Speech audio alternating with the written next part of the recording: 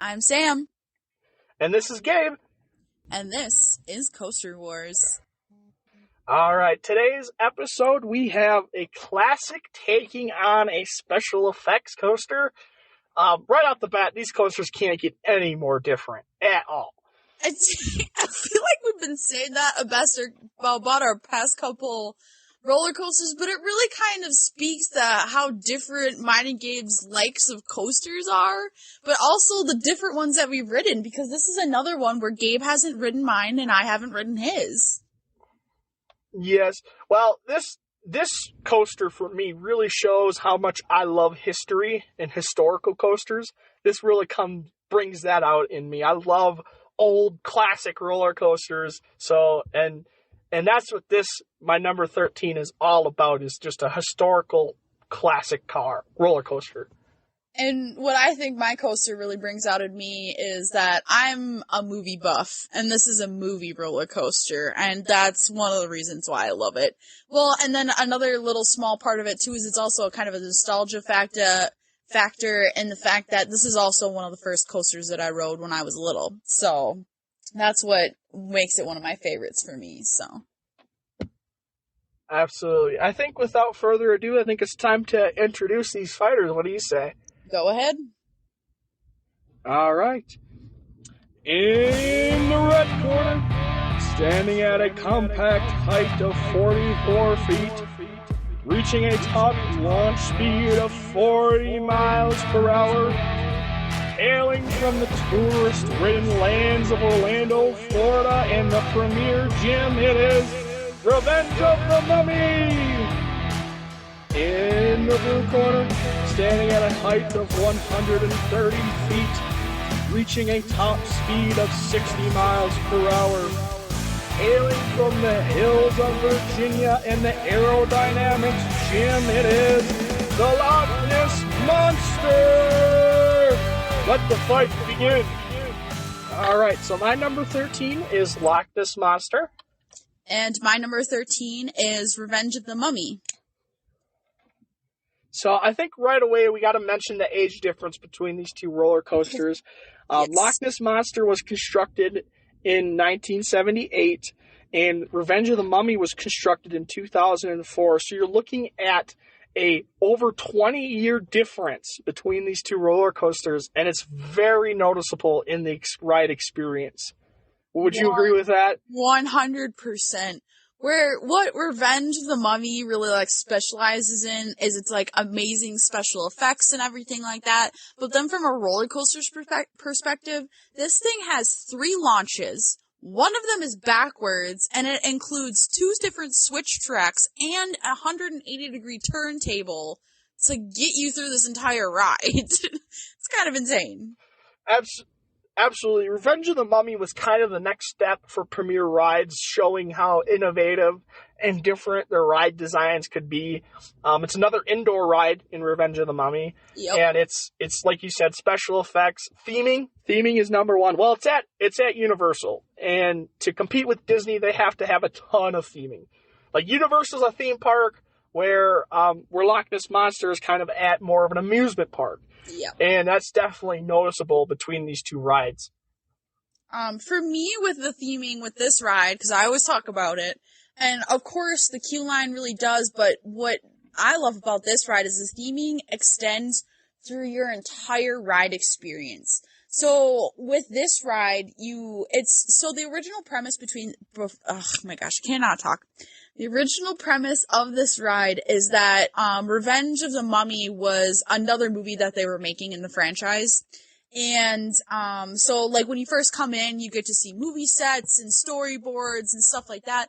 And then you're brought in to actually experience where a mummy has taken over, the set. And there's even a small clip with Brendan Fraser in it. And there's there's a point in the ride where it's a fake out. It's the screen that shows a lady who's announcing the end of the ride and thank you for your experience. But then the mummy comes in and sucks her dry, and then you're shot forward on another launch. And, as a kid, when I rode this, it actually got me. I thought it was the end of the ride, and then you're suddenly launched forward into, another really intense part of the ride, and it actually got me as a kid. It surprised me, and it was a lot of fun to ride.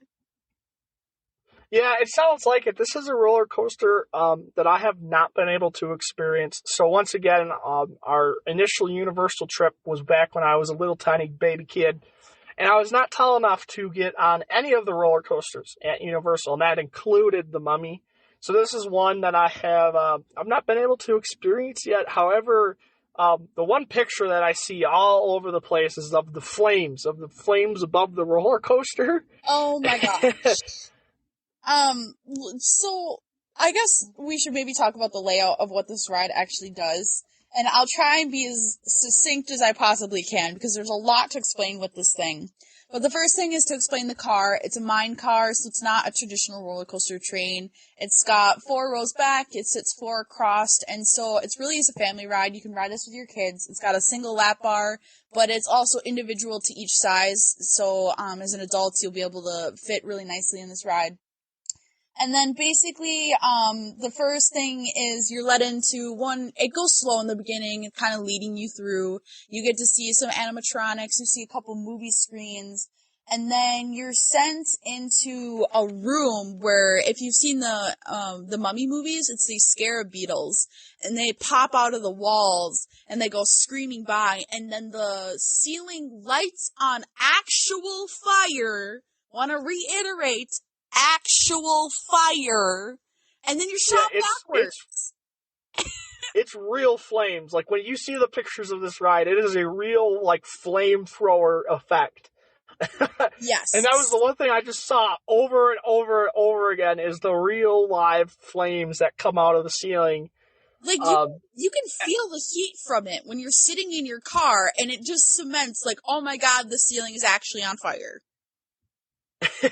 Yeah, it looks like a great experience. Just that one moment, for me, is what I noticed right away. I'm like, okay, that looks freaking awesome. Oh, And like I said, it's completely indoors, too. So, like, you really get to feel that full, like you said, the full heat of what comes out of that flamethrower. It just looks awesome in a picture. yes. So after your backwards launch, you go into a room where it does the 180-degree turntable, so you're literally actually physically turned around, and then this leads you into the uphill launch that is the fastest launch on the coaster. It's the one that launches you to, I think it's 40 miles per hour. And then you go down through the largest drop, which is 39 feet. It's a pretty intense part of the roller coaster. There's some 80-degree turns. And then you come into another room, and this is the part that I was talking about where it simulates the end of the ride, and then it's a fake out, and it launches you one last time into a pretty intense part of the ride that's got some hills and stuff in it. And then you're finally brought into the unload station because it has separate load and unload stations. And then it's just kind of like a funny bit. There's this little video where it's like I said, the Brendan Fraser kind of cameo on this ride, and he talks about how he didn't get his coffee or something, and then the mummy hands it to him, and he screams. It's just a funny little end to the ride. Yeah, would you say the launches are intense, or are they just more of a get you up to speed, or how would you describe each launch on this roller coaster? Yeah, I honestly, even though it's not the fastest, I think the most intense one is the backwards one. And it's not really that it's intense, it's just the fact that you're going backwards and you don't expect it. So that would be the most intense, but none of them are really like super, they're nothing like a King Ka launch or a Max Force launch or anything like that. And even the fastest one, it's shooting you up a hill, so you gradually get speed as you're going up this hill, so that it's basically in the place of a chain lift. Instead of a slow chain lift, you have an actual launch up this hill. So none of them are too particularly intense.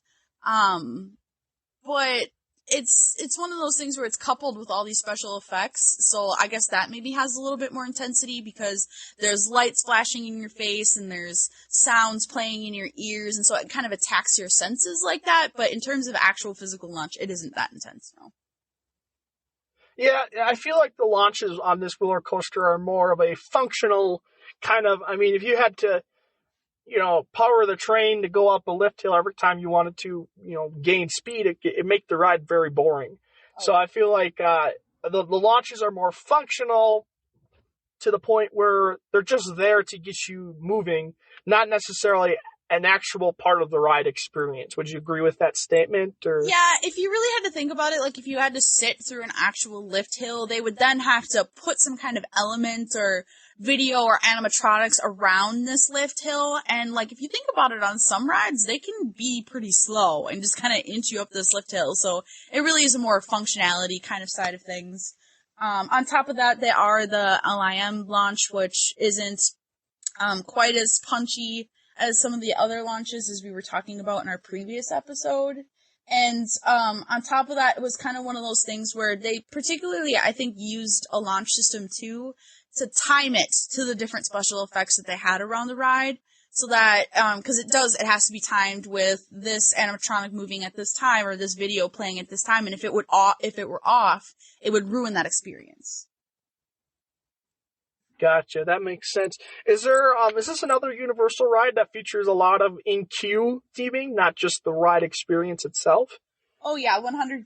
Specifically in the queue ride, it's what I was talking about before, where you're led into like almost it would be a movie warehouse kind of deal, where you see storyboards and set pieces and stuff like that from this what would have been a new movie for this movie franchise. Yeah, that sounds like a really, really great experience from start to finish. I'm very disappointed I did not get to. However, there's 2 new roller coasters at Universal that are really on my bucket list, so I hope to get back and experience the Mummy as well. It's definitely on my list of roller coasters that I need to ride. Oh yeah, and there was that small scare back in 2022 where they closed it down for a little bit to do some refurbishment on the ride, and there was a scare that it wouldn't be open. And actually, this is also a favorite, one of our mom's favorite roller coasters, and she thought it was still closed, and I'm like, oh no, it reopened, and she's like, what? I was down in Florida, why didn't I go back there and ride it? So we're very happy to see that it was reopened. So. Absolutely. It's one of those coasters that you hope kind of sticks around for a while, just because you said the nostalgic reasons and the fact that you love the Mummy movies. I know you do. Oh, yes, yes, I do. So we hope it sticks around for a long time. The same could be said about my number 13 roller coaster. Let's change gears a little bit here. Start talking about the Loch Ness Monster. The biggest wow factor about this roller coaster is definitely the interlocking vertical loops. That is what this is all about.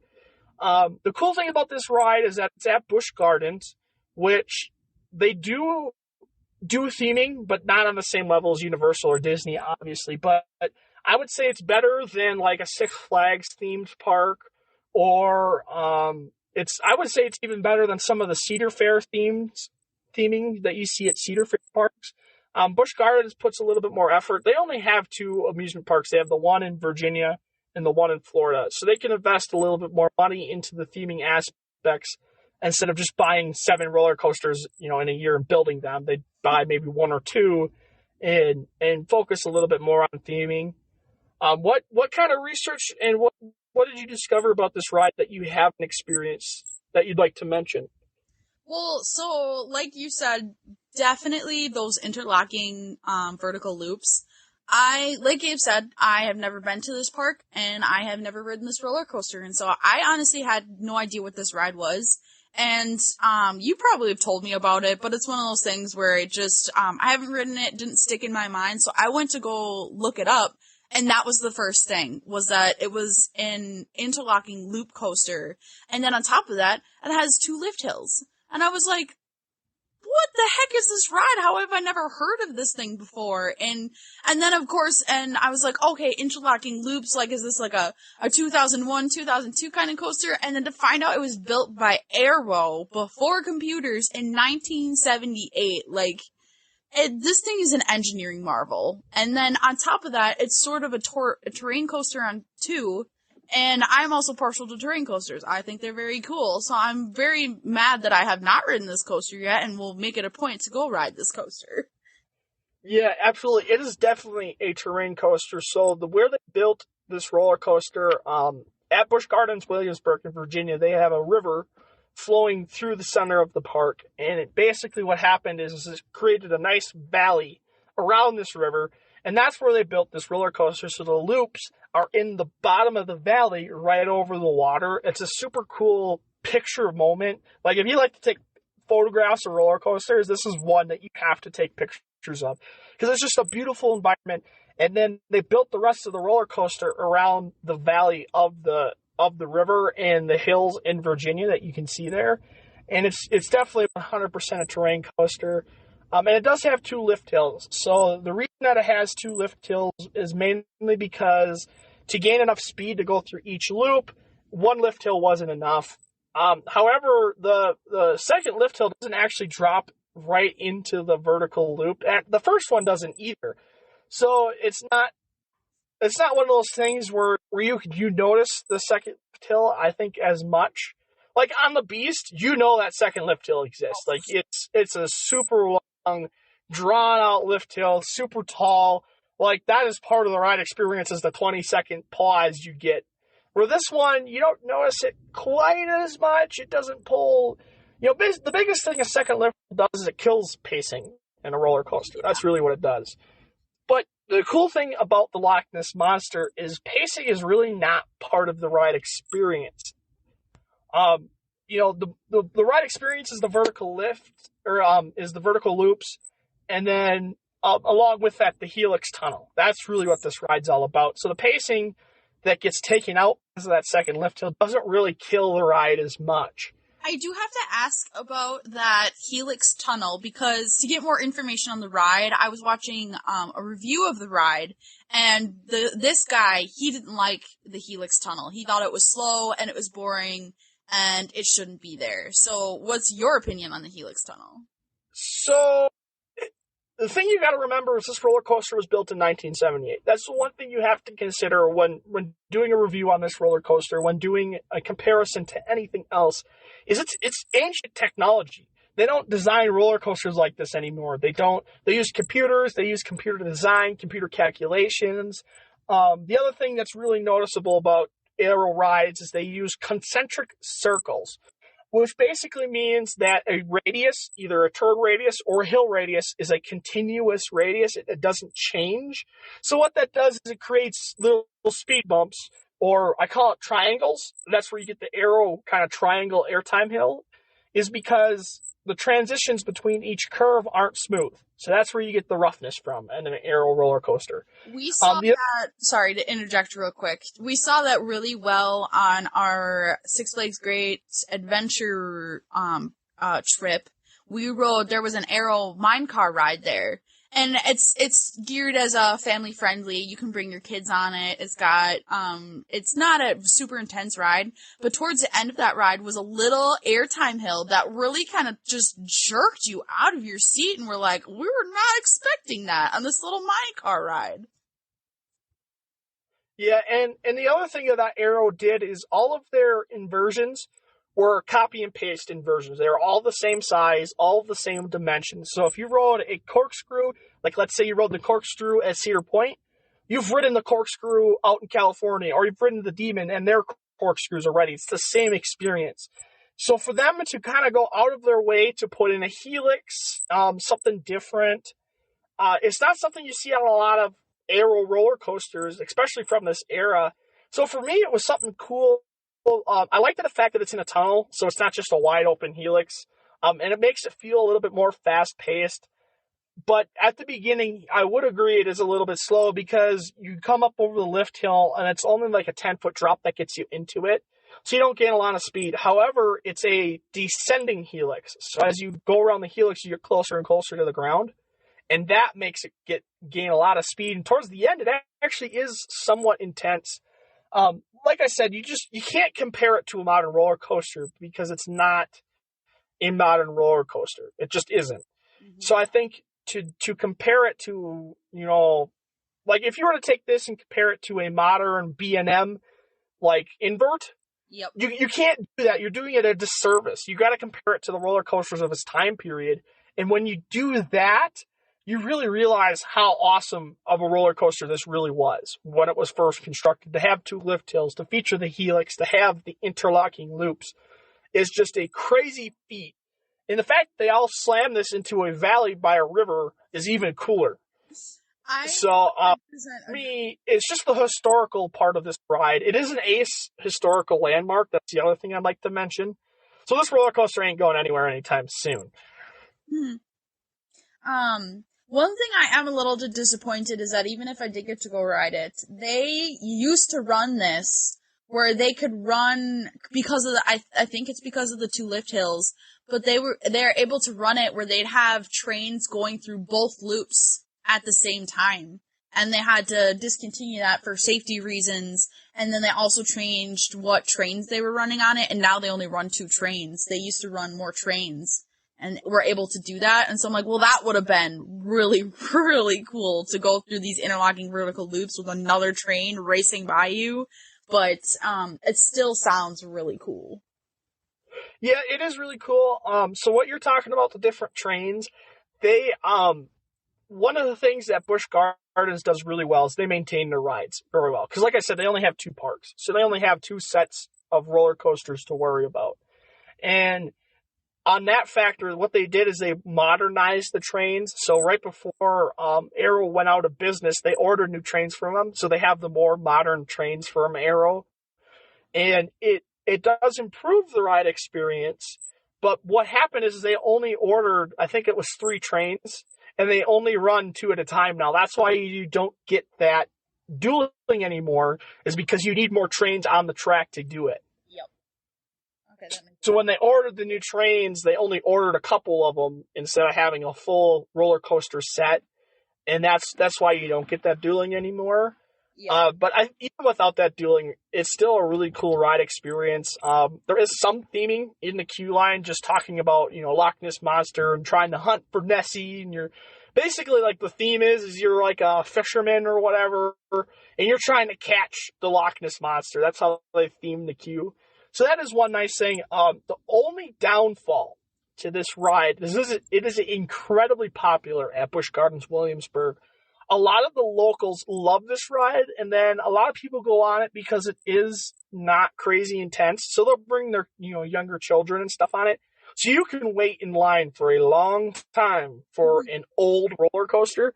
But I think that really attests to its ride experience and how much people really love this roller coaster. I love it. It's one of my favorite. It really is. Yeah.